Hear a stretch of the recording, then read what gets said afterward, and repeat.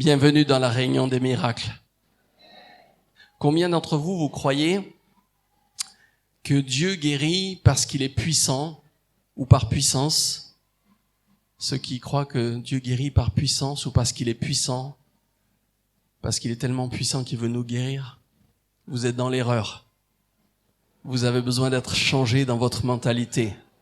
L'apôtre Paul a dit, soyez renouvelés dans l'esprit de votre intelligence. Donc aujourd'hui, vous allez être renouvelés. Vous vous basez pour dire ça, vous vous basez sur quel verset de la Bible? Puisque si Dieu était tellement puissant, il vous aurait déjà guéri avant. Vous ne seriez pas malade aujourd'hui. La semaine passée, dans la nuit, le Seigneur m'a parlé et il m'a dit, mon peuple est toujours en Égypte. Mon peuple est toujours en Égypte. En fait, Dieu nous guérit pas parce qu'il est puissant. Et il veut pas nous sauver. Le mot sauver en grec, c'est le même mot que guérir. Guéri. Quand on dit que quelqu'un est sauvé parce qu'il était perdu, il est sozo. Et quand on dit que quelqu'un est guéri parce qu'il était malade, il est aussi sozo. C'est le même mot. Selon le contexte, c'est ou pour le salut ou pour la guérison. Mais c'est le même mot. La Bible nous dit que Dieu a tellement aimé le monde qu'il a donné son Fils unique. Il a tellement aimé le monde. Il t'a tellement aimé toi. C'est pas parce qu'il est puissant. Quand le monde a été séparé de lui à cause du péché, c'est pas parce qu'il était puissant qu'il a envoyé son Fils. C'est parce que ça a tellement déchiré son cœur. On parle avec des mots humains, n'est-ce pas? C'est difficile des fois d'expliquer des choses célestes, des choses extraordinaires avec des mots humains. Mais en tout cas, Dieu a tellement aimé le monde. Il t'a tellement aimé toi qu'il veut pas que tu restes malade. Il veut pas que tu restes en Égypte. Il veut que tu sortes de l'Égypte, que tu sortes de l'esclavage parce qu'il t'aime. Dieu t'a tellement aimé qu'il a donné son Fils afin de te racheter, de te sauver, de te guérir, de te délivrer de l'Égypte. Alléluia. Dieu est tellement bon. Pendant que je prêche, il y a des gens qui peuvent guérir parce que Dieu t'aime. Rien à voir avec la grandeur du ministère.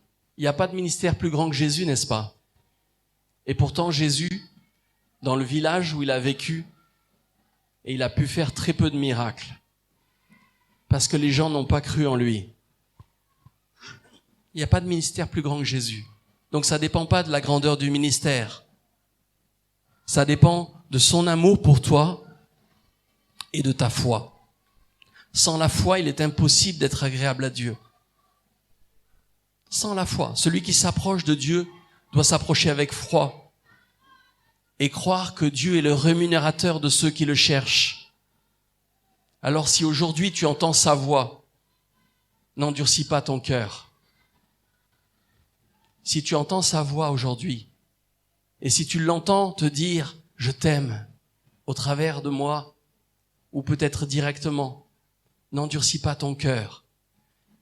Dieu a tellement aimé le monde qu'il a donné son Fils unique, celui qu'il aime. Alléluia. Pendant que je parle, il y a des gens qui peuvent guérir. J'ai vu ça énormément de fois. Tout à l'heure, dans la réunion, j'ai prêché dans une autre église avant de venir. Et il y a une femme qui a été guérie. Elle avait de l'asthme. Et elle était pas venue avec son truc contre l'asthme. Et quand j'ai commencé à parler, elle a été guérie à sa place. Le Seigneur fait des choses tellement merveilleuses. Tellement il nous aime. Il veut pas que tu sois malade. Quelqu'un qui est malade, s'il croit en Dieu, il sait que Dieu est puissant, n'est-ce pas? Si tu crois en Dieu, tu sais qu'il est puissant. La grandeur de Dieu, sa puissance, toutes ces choses se voient. La Bible nous dit comme à l'œil nu dans la création quand on y réfléchit. Mais quand tu es malade, qu'est-ce que tu as besoin de savoir? Tu as besoin de savoir que Dieu t'aime tellement qu'il veut pas te laisser malade. Ça te sert à rien que de savoir que Dieu est puissant. Tu peux pas appuyer ta foi là-dessus. Mais si tu sais qu'il t'aime et qu'il veut pas te laisser dans l'esclavage de la maladie, de l'Égypte, alors tu vas croire qu'il veut te guérir. Parce qu'il t'aime. Et il a prouvé son amour dans le fait qu'il a donné son fils, ce qu'il avait de plus précieux. Ça a tellement fait souffrir Dieu de voir Adam et Ève se séparer de lui par la désobéissance, qu'il a donné ce qu'il avait le plus précieux. Et la Bible nous dit qu'il avait donné son fils déjà avant la fondation du monde. Il avait déjà prévu que l'homme allait désobéir. Et il avait déjà donné, il avait pris la résolution de donner ce qu'il avait de plus précieux, son fils unique. Alléluia. Merci Jésus. Je vais vous demander de ne pas dire Amen et Alléluia à chaque fois que je dis quelque chose. Je vais vous demander de rester dans le silence, s'il vous plaît. Soyez concentrés sur l'amour que Dieu a pour vous. Recevez cet amour. Goûtez cet amour pour vous-même. Alléluia. Merci Jésus. Comment tu passes au travers des épreuves? C'est ça qui est important. On peut avoir été sauvé, racheté et vivre toujours en Égypte, dans notre mentalité, dans notre cœur. Les Israélites, quand ils sont sortis de l'esclavage, ils ont été baptisés en Moïse, la Bible nous dit, quand ils ont traversé la mer. Ils ont tous été baptisés en Moïse. S'il vous plaît, est-ce que vous pouvez vous asseoir? Tous ceux qui sont debout, s'il vous plaît, asseyez-vous. Ils ont tous été baptisés en Moïse. Ils ont traversé la mer. Et quand ils étaient devant la mer et que la mer n'était pas encore ouverte, ils ont été terrorisés. Ils ont dit, mais pourquoi tu nous as envoyés là? On va mourir sur la main des Égyptiens. Puis finalement, la mer s'est ouverte, ils ont traversé. Le diable et ses démons ont été vaincus, comme avec Jésus sur la croix. La Bible dit qu'il a livré en spectacle les puissances, les autorités. Il les a dépouillés. Donc quand tu étais baptisé, il y a une victoire qui a été remportée. Mais maintenant, tu traverses le désert avec la mentalité de l'Égypte. Et tu te plains. Mais Seigneur, pourquoi tu m'as fait sortir? Finalement, quand j'étais chrétien, j'étais pas persécuté. Quand j'étais païen, j'étais pas persécuté. Maintenant que je suis chrétien, c'est dur. Parce que les gens me persécutent. Ils mangeaient tous les jours la même nourriture. Une nourriture qui descendait du ciel. Et la Bible nous dit que c'est un parallèle entre... Donc ce pain qui descendait du ciel, c'est l'image du corps de Jésus qui a été livré.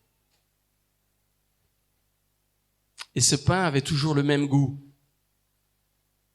Et ils étaient las d'avoir toujours le même goût à la bouche. Jésus n'a pas plusieurs goûts. Jésus n'a qu'un seul goût.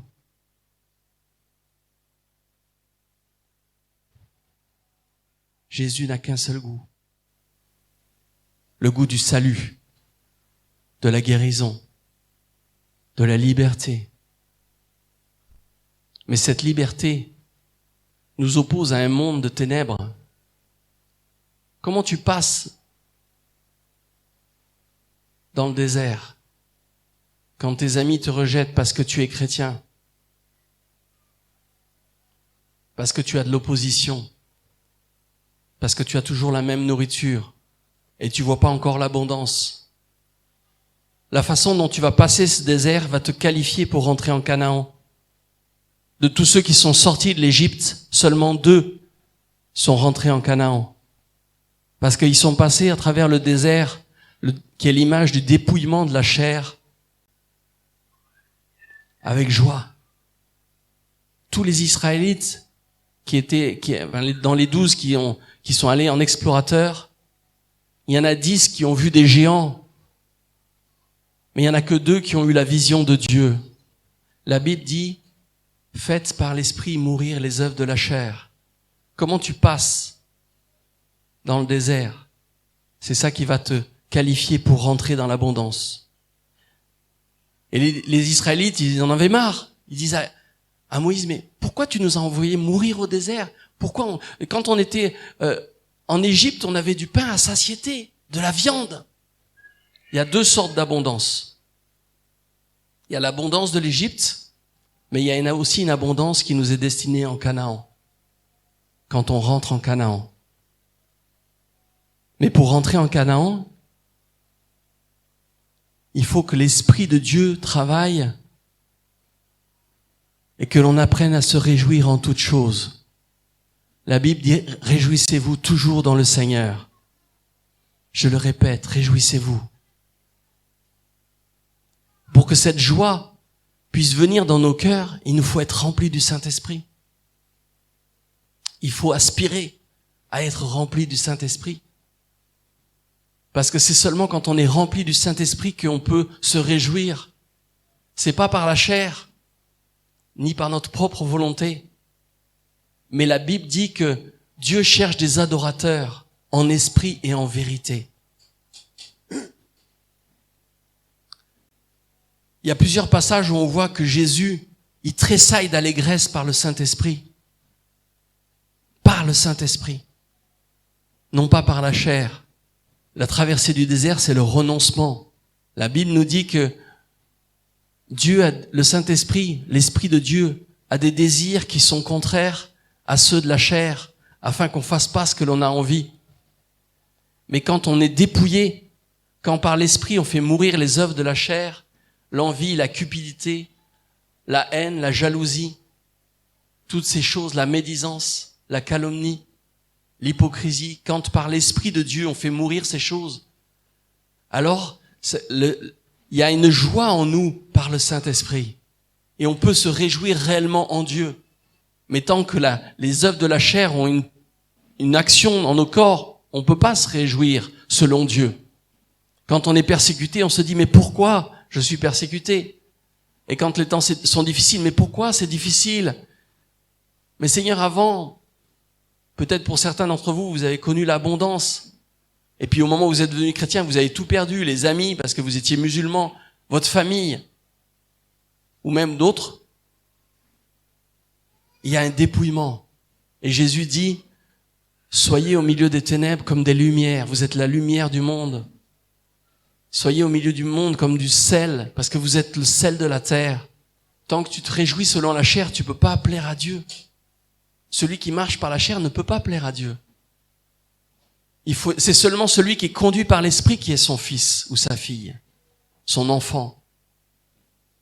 Alléluia. Merci Jésus. Comment tu travailles pour ton patron? Quelle est ton attitude si tu as un patron? Ou si tu as des employés? Comment tu réagis vis-à-vis de tes employés? Est-ce que tu es juste et droit et que tu leur donnes un salaire convenable? Ou comment tu travailles chez ton patron? Est-ce que tu prends un peu dans la caisse parce qu'il n'a pas vu? Est-ce que tu prends un peu de la récolte parce qu'il peut pas le voir? Il y a un homme qui arrive vers Jésus, Nathanaël. Et quand Jésus le voit arriver, il dit, voici un Israélite dans lequel il n'y a point de fraude. Nathanaël, qu'est-ce qui se passe? Waouh! Mais tu es le Saint de Dieu, tu es le Christ, tu es le Messie.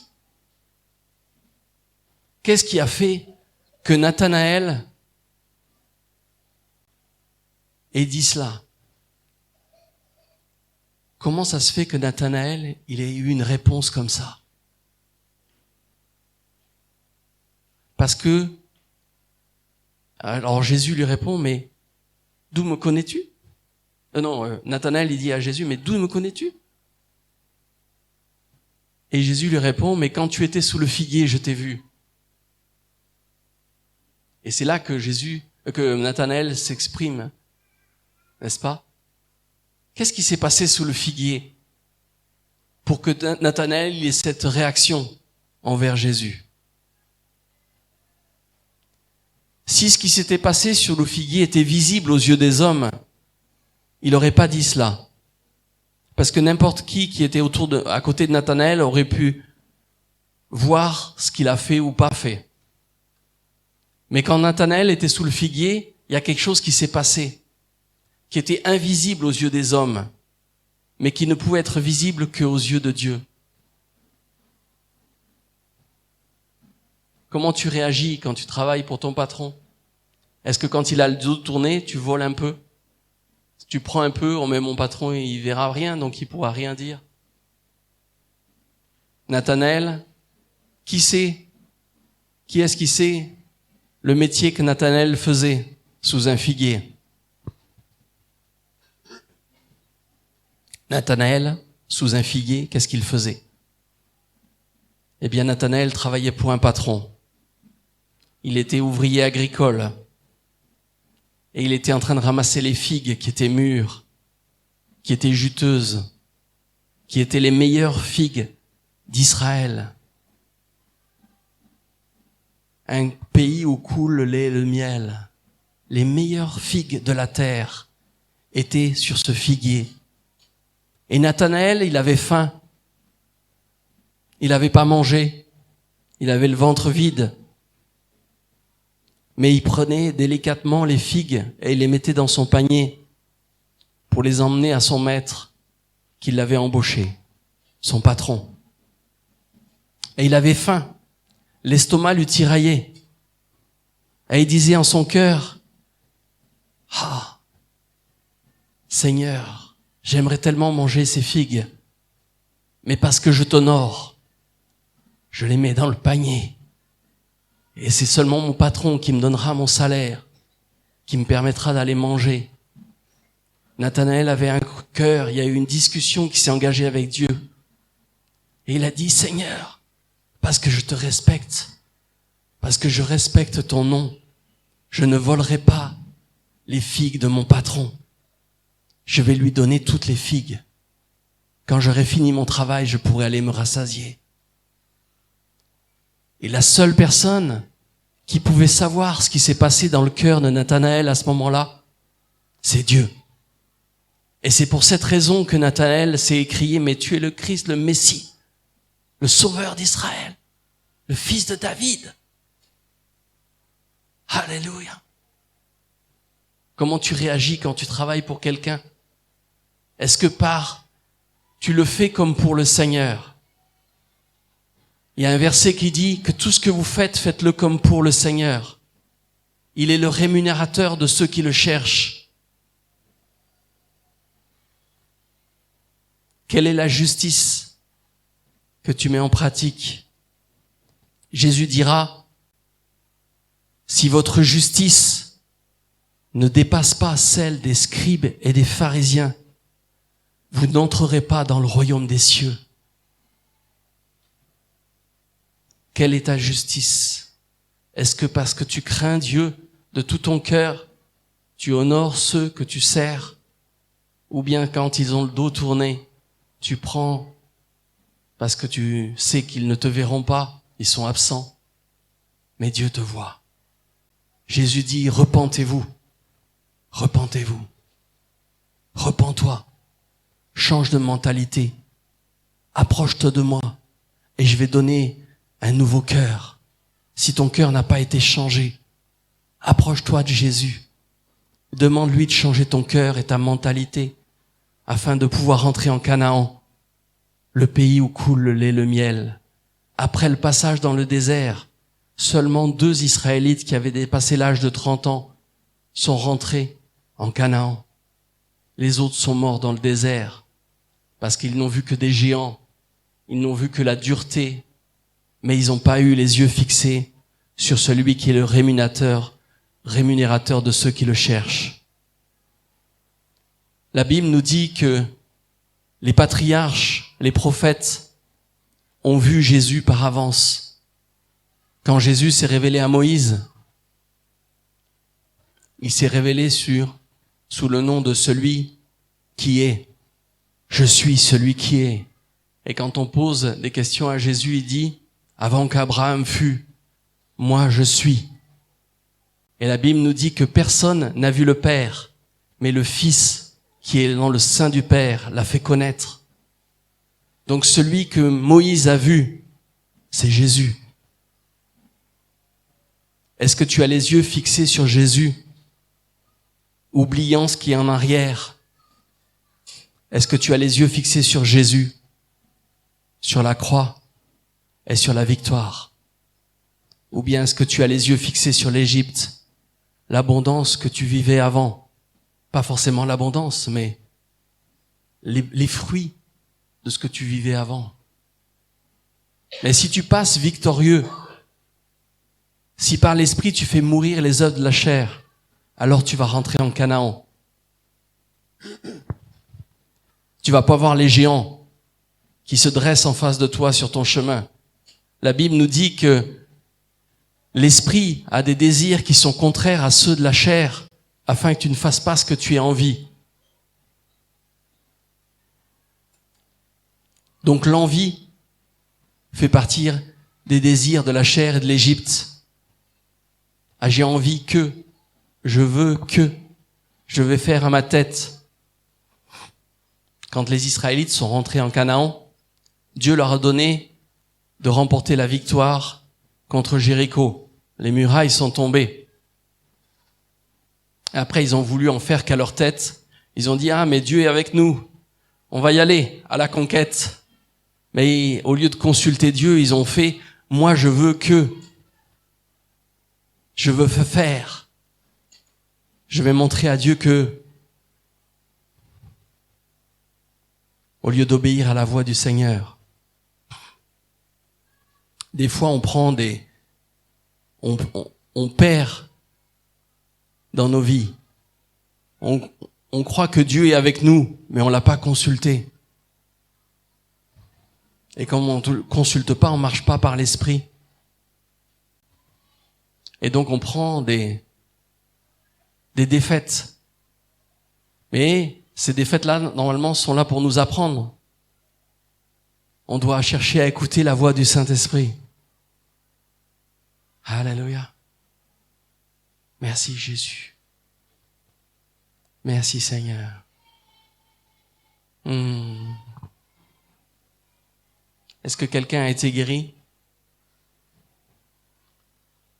Quand j'étais dans une ville, dans un petit village, dans la brousse, je crois que c'était au nord de Cotonou, au Bénin, c'était cette année, je vais visiter une petite église pour prêcher, et puis ça avait pas commencé, on est arrivé en avance, et puis je disais bonjour aux gens qui arrivaient au fur et à mesure qu'ils arrivaient. Et à un certain moment, je serre la main d'une femme. Quand j'ai serré sa main, elle a été guérie. Juste en disant bonjour.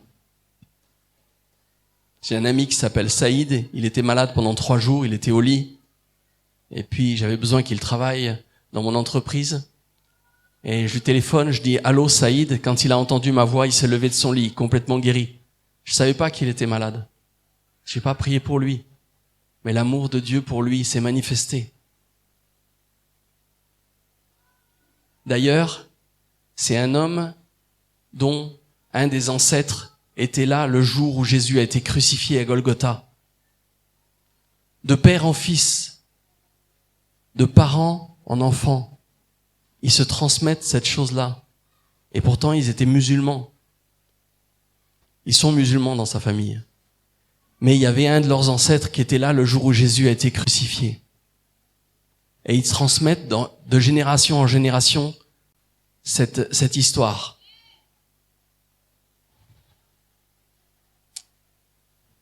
Dans la ville de Toumaudi ici, il y a une jeune femme qui avait un doigt qui était replié vers l'intérieur de la main. Et quand j'ai dit aux gens qui est-ce qui est malade, elle a levé sa main comme les autres. Et puis au moment où elle a levé sa main, son doigt s'est déplié, elle a été guérie. J'ai pas prié pour elle. Jésus, par amour, l'a guéri. Il y a une jeune femme qui a pas osé s'avancer devant toute l'église. J'ai dit aux gens qui sont malades, avancez-vous, on va prier. Elle n'a pas osé s'avancer, elle avait honte d'être malade, de montrer aux autres qu'elle était malade. Et donc elle est rentrée chez elle. Et quand elle est arrivée chez elle, qu'elle est rentrée chez elle, elle a été guérie instantanément. Le lendemain, elle est venue donner son témoignage. Dans la ville de Mans, ici, en Côte d'Ivoire, j'étais en train de prêcher comme aujourd'hui, et puis il y avait un homme qui était aveugle sur ma droite, et d'un seul coup, il s'est levé et il a dit « Je vois, je vois ». J'étais en train de prêcher comme maintenant, là. Jésus est tellement bon, tellement rempli d'amour, qu'il veut pas te laisser dans l'esclavage de l'Égypte. Il veut que tu rentres en Canaan. Alléluia. Il y a deux sortes d'abondance. Il y a l'abondance de l'Égypte, où on fait ce qu'on a envie et on jouit des choses de ce monde. C'est une abondance matérielle ou autre, de désir charnel. Mais il existe une abondance en Canaan, une abondance spirituelle, où tu vois que les fruits sont multipliés, parce que tu obéis au Saint-Esprit jour après jour, parce que tu cherches le Seigneur. Et là, c'est quelque chose d'extraordinaire. Mais c'est pas ce que nous, on a envie. C'est pas selon nos désirs charnels de nous enrichir ou de prospérer. Mais c'est lui qui nous fait prospérer parce qu'on a renoncé à nous-mêmes. Celui qui quitte sa maison, ses biens, pour annoncer l'évangile, il lui sera donné les mêmes choses dans ce siècle présent et dans le siècle à venir, la vie éternelle. Alléluia. Est-ce que tu désires manger Jésus jour après jour? Ou est-ce que tu te lasses parce que tu vois pas les choses arriver? La Bible nous dit que c'est ceux qui nous ont précédés, ils sont pas rentrés complètement dans les promesses. Ils n'ont pu les voir que de loin. Mais depuis que Jésus est venu, on peut rentrer dans ses promesses, dans ce Canaan de Dieu. Qui est-ce qui a été guéri? Levez la main. Est-ce que quelqu'un a été guéri aujourd'hui? Qu'est-ce que tu as eu? Viens. Viens.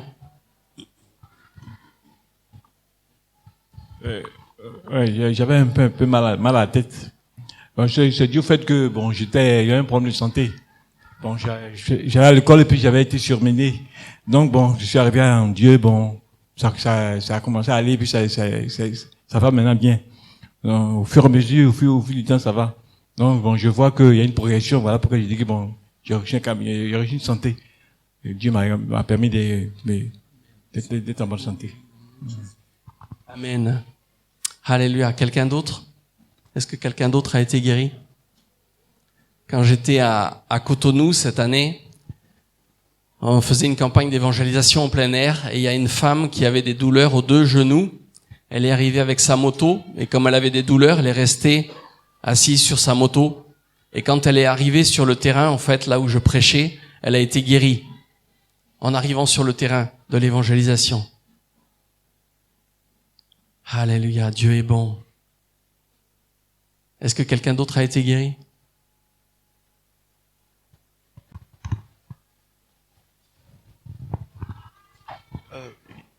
Je jouais au foot, je suis tombé sur l'épaule.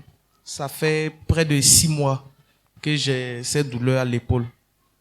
Mais dès l'instant, je sens plus la douleur. Je sens plus la douleur. Alléluia. Jésus est bon. Amen.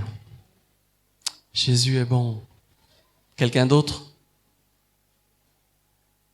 Quand j'étais en Centrafrique en 2018, je prêchais dans une grande église. Il y avait, je pense, au moins 200 ou plus. Et quand j'ai demandé aux gens de lever la main, presque toute l'église a levé la main pour montrer qu'ils étaient malades. J'ai dit au Seigneur dans mon cœur, mais Seigneur, si j'impose les mains à tout le monde comme ça, on risque d'y passer des heures et des heures. Et puis pendant que je parlais, il y a entre 40 et 50 personnes qui ont été guéries pendant que je parlais. J'ai vu des gens, une grande partie des miracles qu'on voit dans la Bible, je les ai vus. Pas tous, mais une grande partie. J'ai vu des aveugles voir, des sourds entendre, des sourds et muets guéris, des paralytiques marcher, des gens qui avaient des cancers disparaître. des infirmités de colonne vertébrale, des milliers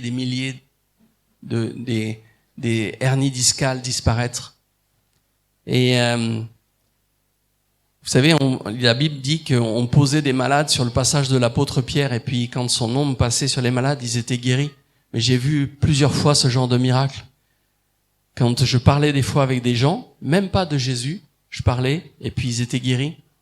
Ça m'est arrivé plusieurs fois. Comme je vous dis avec Saïd, juste il a entendu ma voix. C'est le Seigneur qui le fait. C'est pas parce que j'ai un grand ministère, mais c'est parce qu'il a un grand amour. Jésus était, comme je vous ai dit, le plus grand des ministères, n'est-ce pas? Mais dans le village où il était, il n'a pas pu faire beaucoup de miracles. Parce que les gens n'avaient pas la foi. À cause de leur incrédulité, la Bible dit. Donc ça dépend pas de la grandeur du ministère, mais ça dépend de son amour et de ta foi. Si tu crois, tu verras la gloire de Dieu. Alléluia. Merci Seigneur. J'ai vu 2 résurrections. J'ai vu au moins 2 animaux être guéris aussi. Le premier miracle que j'ai vu, c'était la semaine de ma conversion, une jument de mes parents qui s'était brisé la mâchoire. Elle est restée 8 jours sans manger et sans boire. Et puis le samedi, c'était la semaine de ma conversion. Et ça faisait 8 jours, elle mangeait pas, elle buvait pas. Et puis j'ai prié pour elle. Et le lendemain, elle a commencé à boire, a commencé à manger. Elle a mis 10-15 jours avant d'être complètement rétablie, d'aller avec les autres dans le pré. J'ai vu après une autre jument qui était jeune. Quand j'ai prié pour elle, elle était instantanément guérie. Jeune cheval. J'ai vu aussi 2 résurrections. C'était des animaux. J'ai pas encore vu de résurrection chez les hommes, mais j'en ai vu 2 chez les animaux. Il y a quelques années, une de mes filles avait un hamster, c'est un peu comme une souris, et puis il s'était échappé, et en voulant l'attraper, on l'a écrasé, on l'a tué. Et ma fille s'est mise à pleurer. J'ai pris le hamster dans mes mains, on a prié, il est ressuscité instantanément. Et en janvier 2020, j'ai vu une résurrection d'un chien.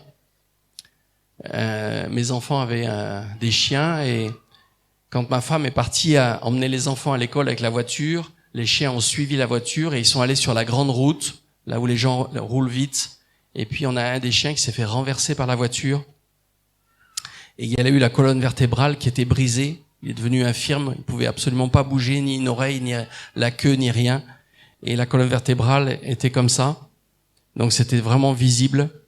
Alors avec les enfants, on a prié. Et puis il s'est rien passé. Pas de guérison.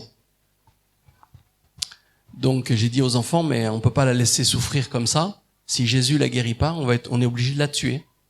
Donc je l'ai emmenée dans la campagne, derrière la colline, et puis avec un outil pour fendre le bois, avec un manche haut comme ça, j'ai donné un coup sur la colonne vertébrale ici, de toutes mes forces, et elle est morte sur le coup. Ça, c'était le mardi matin. Et le samedi matin, on a une de nos filles qui sort de la maison, et puis elle sort, elle ouvre la porte et elle tombe nez à nez avec un chien. Elle referme la porte, elle dit « Maman, maman, il y a un chien devant la porte », tout apeuré. On sort, c'était la chienne. 4 jours après la mort, c'est moi qui l'ai tuée, elle est ressuscitée. Et on était étonnés avec ma femme parce que on n'a pas prié pour la résurrection, c'est même moi qui l'ai tuée. Donc je sais que j'ai l'habitude de tuer les animaux. Mes parents étaient éleveurs, donc on avait des vaches, des chevaux, des moutons, des chèvres, et régulièrement on tue un animal pour manger la viande. Donc j'ai l'habitude, je sais comment on fait. Je l'ai pas, je sais, je l'ai tué avec un outil pour fendre le bois, comme une machette si vous voulez, mais avec bien tranchant comme une machette, avec un manche haut comme ça. Et j'ai l'habitude de fendre le bois aussi, je peux vous dire, j'ai tapé toutes mes forces pour pas qu'elle souffre. Et on était étonnés. Et puis, ni elle ni moi, on a prié pour la résurrection. Donc, on a demandé aux enfants, qu'est-ce qui s'est passé? Est-ce qu'il y en a un de vous qui a prié pour ça? Et en fait, pendant que j'étais allé pour l'achever, il y a une de nos filles, elle était montée dans sa chambre, et elle avait dit, mais Seigneur, cette chienne, elle a toute sa vie devant elle. Elle a même pas 1 an. Elle devait avoir 7-8 mois. Et le Seigneur a exaucé sa prière 4 jours après. Comme Lazare. 4 jours dans le tombeau. ressuscité. Jésus est tellement bon. Et s'il il guérit les animaux et il les ressuscite, à combien plus forte raison, toi, il veut te guérir et te ressusciter. Parce qu'il est mort pour toi principalement. Il t'aime. Est-ce que quelqu'un d'autre a été guéri? Non? Ok. J'étais à Cotonou cette année et il y a une femme, ils m'ont fait asseoir comme là, puis il y avait des meubles donc on me voyait pas là où j'étais. Et après que je me sois installé, il y a une femme qui était diaconesse, je crois, elle est venue s'asseoir là, et moi j'étais là-bas et on se voyait pas. Elle savait pas qu'il y avait un étranger qui était là. Et le pasteur se lève comme tout à l'heure et puis il dit, nous avons le plaisir de recevoir un étranger qui vient de France, l'évangéliste Abdel. Au moment où il a prononcé mon nom, la femme à sa place a été guérie. J'ai pas prié pour elle, mais le Seigneur, par amour, l'a guérie. Il nous aime tellement qu'il veut pas qu'on reste en Égypte, dans l'esclavage de la chair, du diable, du péché. Il veut nous sortir. Il veut qu'on aille en Canaan. Il veut qu'on règne avec lui. Amen.